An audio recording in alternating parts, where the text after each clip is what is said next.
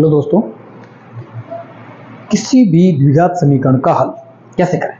देखिए, इसके अगर आपको ऐसा द्विघात समीकरण दे रखा है जिसके बीच वाले पद के दो टुकड़े हो रहे हैं, जिसकी गुणनखंड संभव है, तो आसान होता है। लेकिन कुछ सारे द्विघात समीकरण ऐसे नहीं होते हैं कि सभी के जो x का पद होता है उसके गुणनखंड संभव हो जाए। तो जिन द्विघात समीकरणों के गुणनखंड नहीं होते हैं तो उनको हल करने के लिए एक विधि आपने देखी होगी कि अगर कोई भी द्विघात समीकरण है ax square plus bx plus c equal to 0 इस प्रकार है, तो उसके x के जो दो मान होंगे वो x बराबर minus B plus minus under root of B square minus 4ac upon 2a प्रकार का होता है।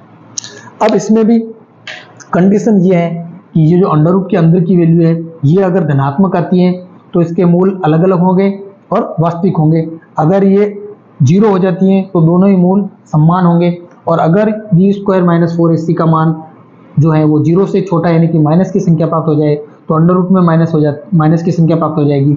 अंडर रूट के अंदर माइनस की संख्या मतलब काल्पनिक संख्या। अगर कोई संख्या अंडर रूट के अंदर माइनस की है तो वह काल्पनिक संख्या है। जैसे अगर मैं कहूँ अंडर रूट के अंदर 2 तो ये वास्तविक संख्या है, लेकिन अगर मैं कह दूँ अंडर रूट के अंदर -2 तो यह एक काल्पनिक संख्या है। यह एक काल्पनिक संख्या है। ये तो है वास्तविक संख्या और ये है काल्पनिक संख्या। ठीक है, ये तो है वास्तविक और ये है काल्पनिक। अंडर रूट के अंदर अगर कोई संख्या है और उसके आगे ऋणात्मक चिन्ह है तो वह होगी काल्पनिक संख्या। अब बताइए -√2 कैसी संख्या है? ये वास्तविक संख्या है क्योंकि माइनस जो है वो बाहर है। कैसी है? वास्तविक है। यानी कि अगर अंडर रूट बाहर हो तो वास्तविक संख्या होती है, लेकिन अगर अंडर रूट अंदर है तो काल्पनिक होंगी। यह काल्पनिक होंगी अंडर रूट -3। ठीक है, तो इसीलिए उसका हल विद्यमान नहीं होगा या काल्पनिक हल होंगे। हल तो होंगे लेकिन काल्पनिक होंगे, कोई वास्तविक हल नहीं होगा। तो अगर कोई आपको द्विघात समीकरण दे रखा होता है तो आप सीधा ही उसका हल निकाल सकते हैं। पहले आप बी स्क्वायर माइनस 4ac का मान प्राप्त कर लीजिए। अगर वो बी स्क्वायर माइनस 4ac का मान जो है वो धनात्मक आता है या 0 आता है तो इसके हल वास्तविक होंगे।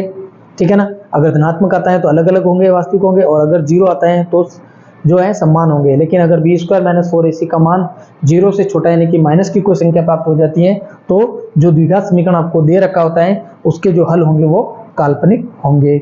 अब देखिए, अपन एक उदाहरण लेके भी देख सकते हैं और ये भी पता करेंगे कि ये जो फॉर्मूला है जिसे हम त्रिध्रुवाचार्य फॉर्मूला कहते हैं, त्रिध्रुवाचार्य विधि कहते हैं, तो ये फॉर्मूला आया कहाँ से? यहाँ से ही आया है, लेकिन आया कैसे, क्या करने पर ये आया? ठीक है, तो उसको भी हम उदाहरण के माध्यम से समझेंगे। आपने द्विघात समीकरण को हल करने की पूर्ण वर्ग विधि के बारे में सुना होगा।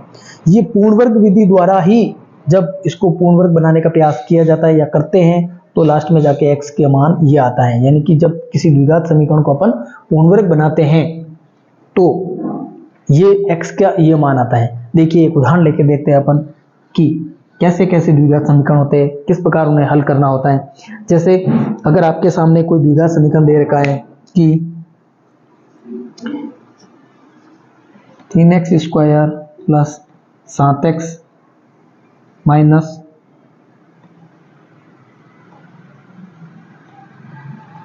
2 या +2 भी कर सकते हैं। ठीक है,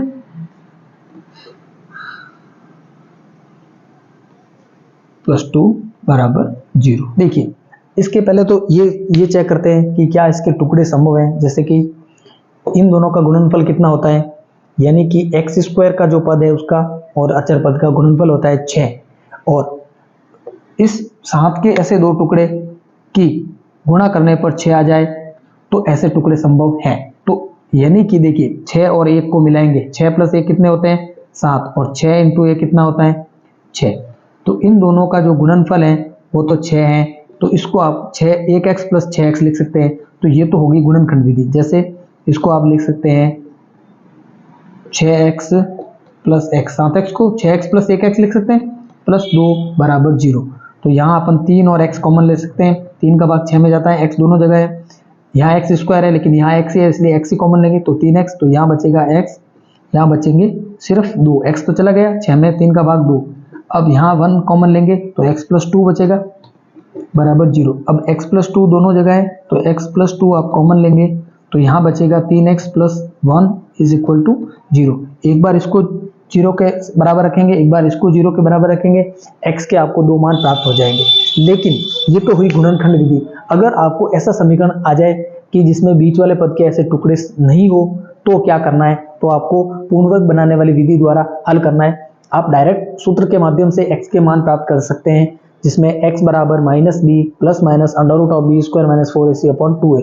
लेकिन अगर आपको ये क्यूरियोसिटी है जानने की कि आप जानना चाहते हैं कि भाई ये सूत्र जो है कैसे आया या पूर्ण वर्ग कैसे बनाना चाहते हैं, तो उसका मैं पूर्ण वर्ग बनाने की पूरी विधि आपको मैं बताता हूँ, ताकि आपको ये पता रहे कि भाई पूर्ण वर्ग कैसे बनाया जाता है। ठीक है, तो अगर आप जानना चाहते हैं तो आगे इस वीडियो को पूरा अंत तक देखें कि कैसे पूर्ण वर्ग बना के हल करते हैं। ये तो गुणनखंड विधि है, ये आप कर लेना। इसको 0 के बराबर रखोगे, x का एक मान प्राप्त होगा, इसको 0 के बराबर रखोगे, x का दूसरा मान प्राप्त हो जाएगा, और वो दोनों ही मान ऐसे होंगे जो इस समीकरण को संतुष्ट करेंगे।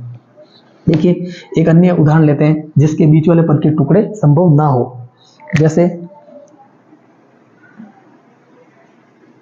x square plus 7x plus 1 is equal to 0।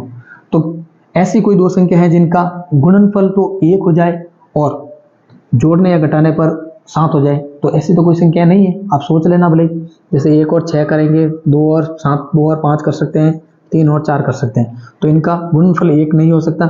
ठीक है, इसके अलावा आप ये भी कर सकते हैं, 8 और -1 कर सकते हैं, तो माइनस किया जाएगी, ऐसा तो संभव नहीं है। 9 और -2 कर सकते हैं, 7 को अपन 8 - 1 लिख सकते हैं, या 9 - 2 लिख सकते हैं, 10 - 3 लिख सकते हैं। ठीक है, लेकिन इनका गुणनफल 1 नहीं आ रहा है, तो इसका मतलब ये गुणनखंड विधि द्वारा तो हल नहीं होगा। तो अब सीधा सूत्र यही है, कौन सा, x बराबर -b plus minus under root of B square minus 4ac upon 2a। इसके माध्यम से अपन x के मान ज्ञात करेंगे, तो -b यानी कि -7 plus minus under root of B square, B कितना है 7, 7 का स्क्वायर कितना होता है 49, माइनस 4a कितना है 1, a मतलब x स्क्वायर का गुणा, c मतलब अचर पद, और 2a मतलब 1। तो x बराबर क्या आ जाएगा, -7 प्लस माइनस 49 माइनस 4 बटा 2, तो क्या आ जाएगा -7 plus minus under root of 45 बटा 2। तो x बराबर क्या हो सकता है, अधिक अंडर रूट 45 आ गए। अंडर रूट 45 का आप वर्गमूल निकालने का प्रयास करेंगे, 3 का भाग जाता है 15 × 45, 3 का भाग जाता है 5 बार, 5 का भाग जाता है, तो एक जोड़ा बन गया। तो इसको आप लिख सकते हैं -7 प्लस माइनस 3 अंडर रूट 45 को क्या लिख सकते हैं 3 अंडर रूट 5 अपॉन 2। कोई कॉमन नहीं आ रहा है, तो x का एक मान तो हो जाएगा -7 प्लस 3 अंडर रूट 5 बटा 2, दूसरा मान हो जाएगा -7 माइनस 3 अंडर रूट 5 बटा 2। तो ये तो हमने सूत्र से डायरेक्ट ज्ञात कर दिया। अगर स्क्रीनशॉट ले लीजिए इसका, अगर हम इस समीकरण को पूर्ण वर्ग बना के हल करते हैं तो भी हमारे पास यही वैल्यू आनी चाहिए दोनों। तो देखते हैं कि पूर्ण वर्ग कैसे बनाते हैं, वो आप देखिए कि भाई पूर्ण वर्ग बना के कैसे हल करते हैं।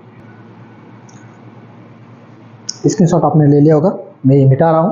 अब आपको बताते हैं इसी को जो है, देखिए हल को मैं यहाँ अलग लिख देता हूँ, ये वाला, ताकि हमें पता रहे कि x का ये मान आता है लास्ट में बराबर -7 plus minus 3 under root 5 upon 2। Okay, ये आना चाहिए अगर हम पूर्ण वर्ग से हल करें तो भी।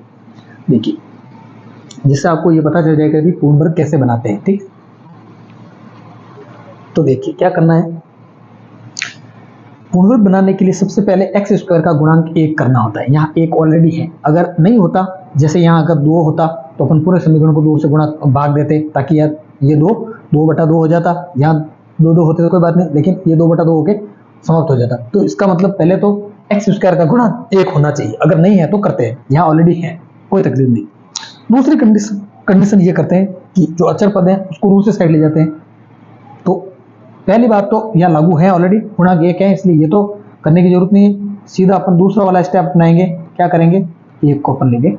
ठीक है, अब क्या करना है आपको कि ये x स्क्वायर प्लस 7x है, तो जो 7 है यानी कि x का जो गुणांक है उसके, देखिए किसी भी समीकरण के एक साइड में मतलब कुछ नहीं जोड़ सकते। अगर दोनों साइड में कोई संख्या जोड़ रहे हैं तो समीकरण में कोई फर्क नहीं पड़ता है। समीकरण का मतलब ये, इक्वल का मतलब ये हुआ कि ये जैसे अपन किसी वस्तु को तोलते हैं तो जो इक्वल, जो बराबर वाला जो कांटा होता है वो बराबर कब, जैसे आप एक में बाट रखते हैं, एक में कोई वस्तु रखते हैं, जैसे शक्कर तोल रहे हैं आप, यहाँ बाट रख रहे हैं, तो अगर आप शक्कर बढ़ा रहे हैं तो बाट को भी बढ़ाना पड़ेगा, तो भी इक्वल रहेगा। अगर एक चीज को, तो यानी कि जैसे आप 200 ग्राम शक्कर डाल रहे हैं तो 200 ग्राम बाट बढ़ा दीजिए, तो यदि इस तरफ में कोई संख्या जोड़ो तो वो संख्या उस तरफ जोड़ो तो कोई फर्क नहीं पड़ता है, समीकरण में कोई फर्क नहीं पड़ता है। तो यहाँ अपन यही करेंगे। करना क्या है आपको, पूर्ण वर्ग बनाने के लिए कि जो x का जो गुणांक होता है उसके आधे का वर्ग, उसके आधे का वर्ग, अब 7 का आधा कितना होता है 7/2, उसका वर्ग दोनों तरफ आपको जोड़ना है। यानी कि यहां पर क्या करना है, यहां लिख सकते हैं आप कि x के गुणांक के आधे के वर्ग को दोनों तरफ जोड़ने पर, दोनों तरफ जोड़ने पर, देखिए करना क्या है आपको, दोनों तरफ जोड़ना है आधे का वर्ग, तो x² + 7x, ये तो है जैसे गुणांक के आधे का वर्ग दोनों तरफ जोड़ना है, ठीक है। अब दोनों तरफ जोड़ने का तात्पर्य यह हुआ कि अपन इसको पूर्ण वर्ग बनाना चाहते हैं, यानी कि इसे होल स्क्वायर के रूप में लिखना चाहते हैं। तो देखिए अगर a + b का होल स्क्वायर क्या होता है, a का स्क्वायर b का स्क्वायर + 2ab, तो इसका मतलब ये हुआ कि ax है तो एक में तो x और अचर पद का गुणा आएगा, एक अचर पद है तो इसका स्क्वायर और इसका स्क्वायर हो गया। तो इसे अब आपको कुछ नहीं सोचना है, सिर्फ इसको ऐसा लिखना है कि जो आपने आधे का वर्ग किया है सिर्फ दोनों का वर्ग हटाना है, x + 7/2 का होल स्क्वायर करना है, ये वैल्यू प्राप्त होगी। इसको डायरेक्ट आप कैसे लिखेंगे, यहां लिख रहा हूं मैं ऊपर डायरेक्ट, इसको पूरे को आपको कुछ नहीं सोचना है, x + 7/2 का होल वर्ग कर दीजिए। इस पूरे को आप इसके होल वर्ग के रूप में लिख सकते हैं। कैसे, अगर मैं आपको इसका होल वर्ग खोल के बताता हूं, ये की वैल्यू प्राप्त होनी चाहिए। कैसे, क्यों लिखा मैंने ये कि ये की प्राप्त हो रही नहीं हो रही, देखिए मैं आपको यहाँ करके बता दूं, बाद में बिठा दूंगा। देखिए इसका मतलब ये हुआ, ये a हुआ, ये b हुआ। देखिए a + b का होल स्क्वायर क्या होता है, a² + 2ab + b², ये होता है। तो इसको a मान लिया, इसको b मान लिया, तो क्या करेंगे, x + 7/2 का होल स्क्वायर। तो देखिए a का स्क्वायर मतलब a की जगह है x² + 2a की जगह है x, b की जगह है 7/2 + b² यानी कि 7/2 का स्क्वायर, ठीक है। तो देखिए x², ये 2 से 2 कैंसिल हो जाएंगे, ठीक है। तो 7x + 7/2 का होल स्क्वायर। देखिए x² + 7x + 7/2 का होल स्क्वायर, तो इसका मतलब इसमें पूरे को क्या लिख सकता हूं, x + 7/2 का होल स्क्वायर, यही पूर्ण वर्ग बन गया, ये पूर्ण वर्ग बन गया आप, ठीक है ना। अब देखिए बाकी जो उस साइड सारी वैल्यू है वो सारी अचर है, ठीक है। फिर अपन इसका वर्गमूल ले लेंगे तो ये वर्ग हट जाएगा, फिर इसको उधर भेज देंगे तो x अकेला बच जाएगा, ठीक है। तो ये मैं मिटा रहा हूं, ये तो आपको बताने के लिए कि कौन सा किस फॉर्मूले के आधार पे हमने इसको पूर्ण वर्ग किए में तब्दील किया है। अब यहाँ लिखिए, यहाँ क्या है -1, इसका वर्ग कर दीजिए, ऊपर का कितना हो जाएगा 7 का वर्ग गुण 50 और इसका 4, यहाँ क्या करेंगे 4 ले लेंगे लसब, 4 का गुणा -1 से, तो क्या हो जाएगी -4 + गुण 50 बराबर कितने बचे 45/4। अब देखिए x + 7/2 का होल स्क्वायर = 45/4 आ रहा है। अब लेंगे अपन वर्गमूल लेंगे तो क्या हो जाएगा, वर्गमूल लेंगे तो इधर से वर्ग हट जाएगा और उधर वर्गमूल का चिन्ह लग जाएगा। तो देखिए क्या करेंगे कि वर्गमूल ले लेंगे, दोनों तरफ वर्गमूल लेने पर ये लिखेंगे, दोनों तरफ वर्गमूल लेने पर, वर्गमूल लेंगे तो क्या हो जाएगा x + 7/2 = √45 प्लस माइनस लग जाएंगे और 2 का तो +-2 होता है, ठीक है। अब देखिए आगे क्या करेंगे, x बराबर 7/2 को उधर भेज सकते हैं तो हो जाएंगे -7, प्लस का है तो माइनस हो जाएगा, ±√45/2। देखिए 2 नीचे है तो पूरे के नीचे 2 लिख सकते हैं, रसम पर ले लिया, ऊपर बचे -7 प्लस माइनस अंडर रूट 45 को अपन क्या लिख सकते हैं, हमने निकाला था 3 अंडर रूट 5, तो x का मान क्या आ जाएगा -7 प्लस माइनस 3 अंडर रूट 5 बटा 2। देखिए x बराबर अगर हमने डायरेक्ट किया था तो क्या आया था -7 प्लस माइनस 3 अंडर रूट 5 बटा 2। तो मतलब जो हमने ये लिखा था कि x is equal to minus B plus minus under root of B square minus 4ac upon 2a, ये जो है वो पूर्ण वर्ग बनाने पर ही प्राप्त होता है लास्ट में, ठीक है। तो ये है किसी भी समीकरण को आप डायरेक्ट x बराबर minus B plus minus under root of B square minus 4ac upon 2a से ज्ञात कर सकते हैं, ठीक है। और ये आया कहाँ से, तो ये मैंने आपको उदाहरण लेके पूरी तक बता दिया है कि भाई इस प्रकार से अगर आपको स्पेशली कह दे इसे पूर्ण वर्ग बना के हल कीजिए, तो इस प्रकार से आपको पूर्ण वर्ग बना के हल करना है, ठीक है। Thank you.